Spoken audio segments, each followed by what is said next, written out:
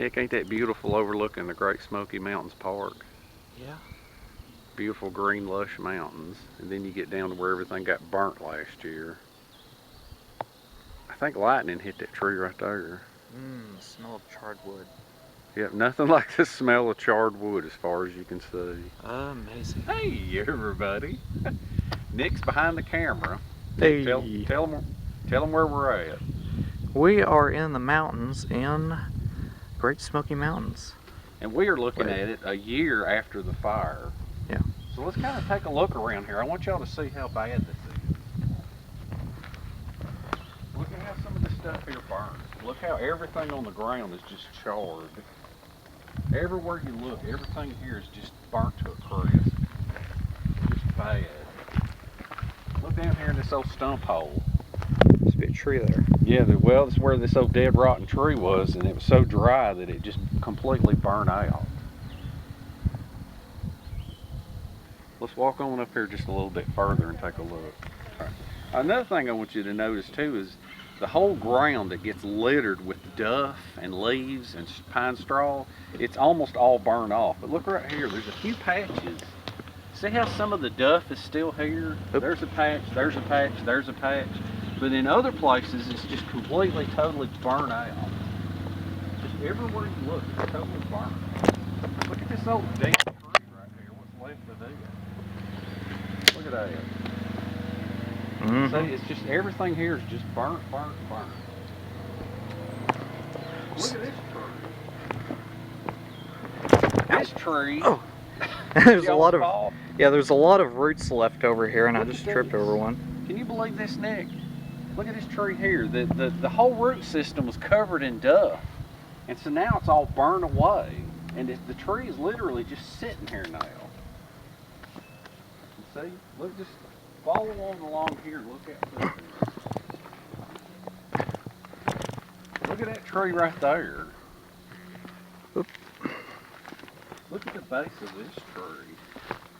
Look how burnt all that got, because it was a dead, dry tree.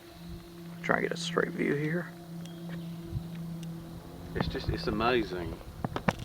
Ow. I just headed into a tree. That's all right. That is, I like for people to get a basic idea of just, I mean, that's just pure devastation right there. And as you can see down on the ground, some of these green spots here where it's growing, a year later, all you've got is these little pieces coming up right here. There's some, and then there's some over here. Right here. It's just amazing.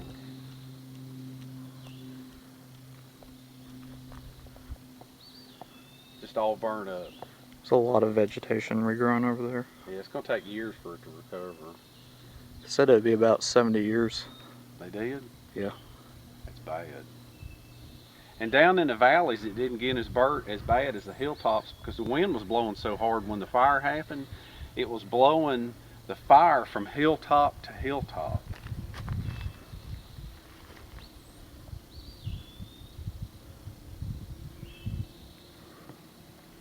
All right, we ready to move on? Yep. See, there's another view downhill right there. Burnt. Everything's burnt.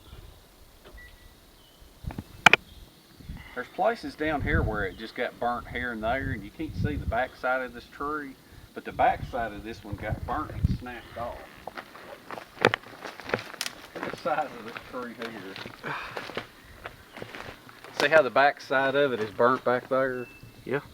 It's just a massive hunk of a tree that has snapped off. I guess this tree will live. This is part of it anyway. I guess.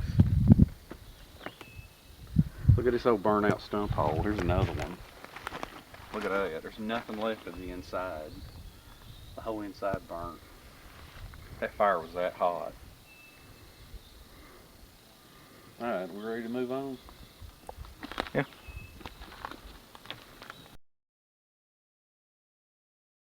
You can hear off in the distance we're in a little bit more lush part of the park, can't see much, but I wanted to show you this big hollowed tree. There's Nick. Nick on vacation. Let's go over here and take a look at this tree right here. Nick, you got your new camera up on your head? Yeah, I'm filming you, film me. That's right. Nick's filming his first video. Look at the size of this hollowed out tree.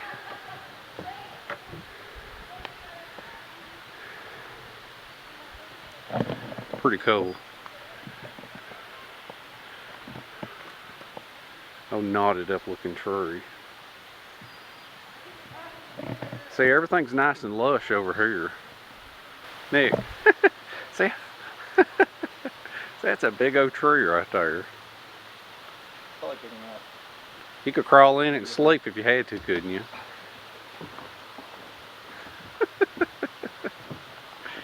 Oh man, you're gonna be so dirty now. Alright. Hop on out, Nick. Nope, spider.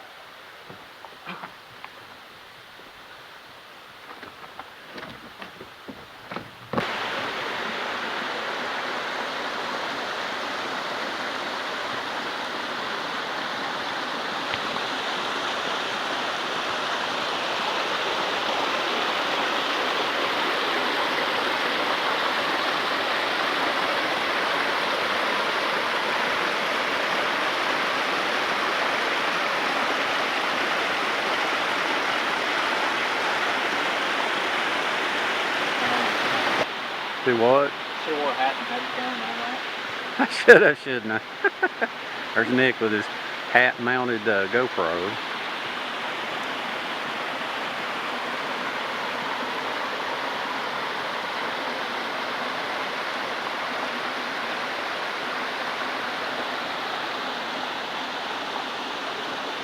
These higher elevations, they go straight down, all the way down to where the water is. A big old valley out there. This is a better part of the park. Kind of an overcast day today.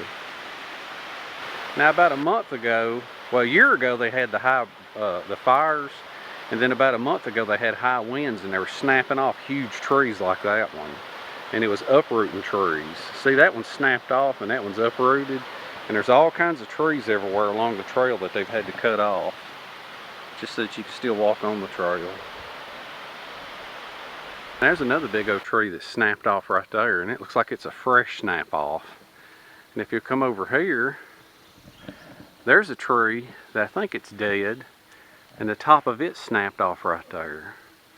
And this one right here is a huge tree that the top hasn't snapped off yet. And it goes way up there. Dead as a doorknob. So is that one next to it. Right next to the trail. There's the top of that other one. Here's another beast of a tree. Beast of a tree, and it's all dead, all fixing to fall over. You got to be careful on these trails. There's some huge trees out here. There's Nick walking ahead. Big old giant huge trees everywhere you look. There's a big old tree. It fell downhill. That tree was so big it left ruts. It left ruts in the trail. Then they've just chopped it all into pieces. It's nice and lush up here. That's a beautiful scene right there. That big old rotten tree laying there. Scenic. Peaceful up here.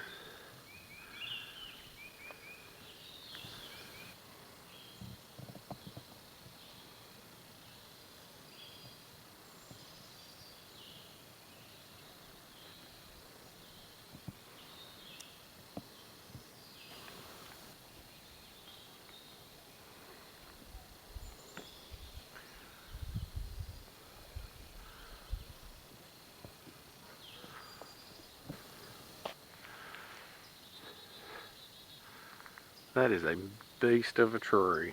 It's about 4 foot in diameter. Look up here on the trail where people's been hiking on the trail. and it's eroded away all of the dirt. It's left nothing on the trail but just a maze of tree roots from all the dirt being eroded away. There's Nick walking away from another big tree. $20 for me. 20 bucks. Made a bet on my camera that I get $20 if you stop and film this tree. You knew it. Did you say that on your video? Yeah. Man, that's I don't know how audio works on this because it's the first time I'm filming.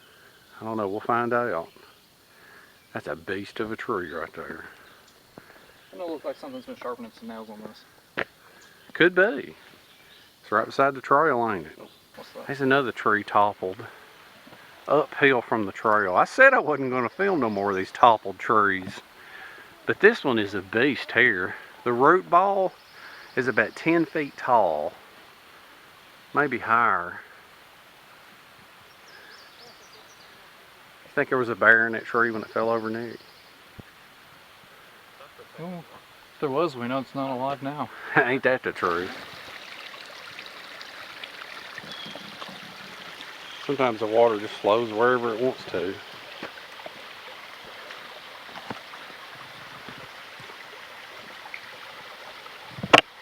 But I don't know what elevation we're at, but we're up pretty high.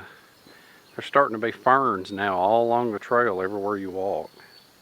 Nick forgot to bring his sun toe, so we don't know what the altitude is.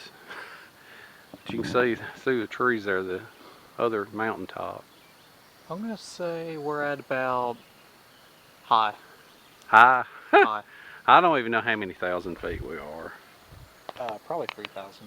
3? Yeah. Now, down south, we pride ourselves in our fire starters of being fat wood or heart of pine. And my friends up in Canada, they have the birch trees. Well, in the higher altitudes of Tennessee, we have a little jewel that's called the golden birch. And pretty much the only place it grows is in the higher altitudes up in Tennessee. And this is a golden birch right here. This thing is just like the birch up in Canada. That this bark right here is just full of natural oils. It acts just like the birch trees up in Canada. You can just peel this stuff off and light it, and those natural oils will burn and burn and burn.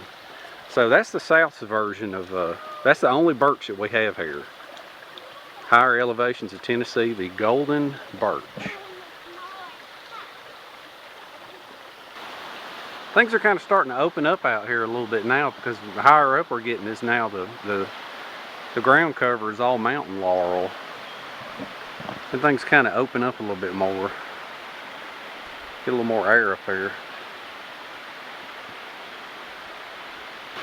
Everywhere you look around here, there's just numerous waterfalls everywhere you go.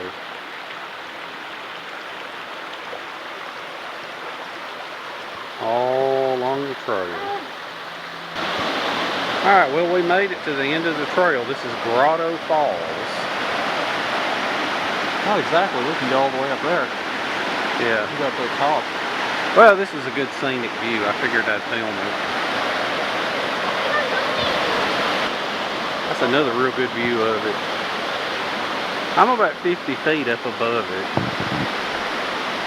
There's some falls there, and if you look off into the woods, there's some falls up there. We're going to walk up there in just a minute. You can see on the other side of that tree, there's somebody down there. There's somebody climbing down the hill. Hope I can get back up.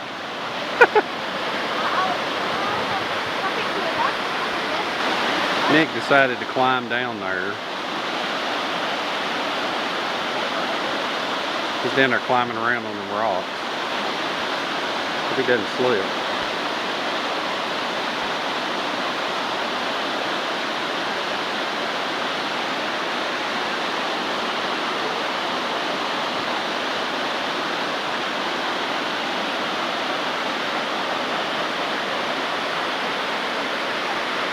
Pretty crowded up here. A lot of people up here.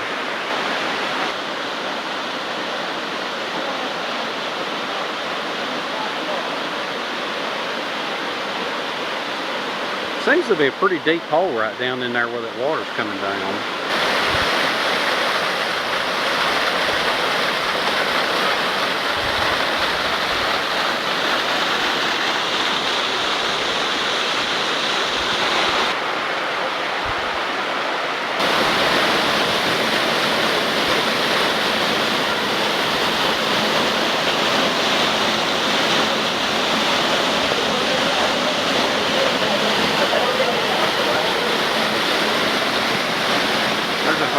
family walking behind the falls. Way up on top up there, that other family is sitting up top right there, and I don't know how they got up there. It's pretty amazing. There goes Nick. Nick just walked from behind the falls.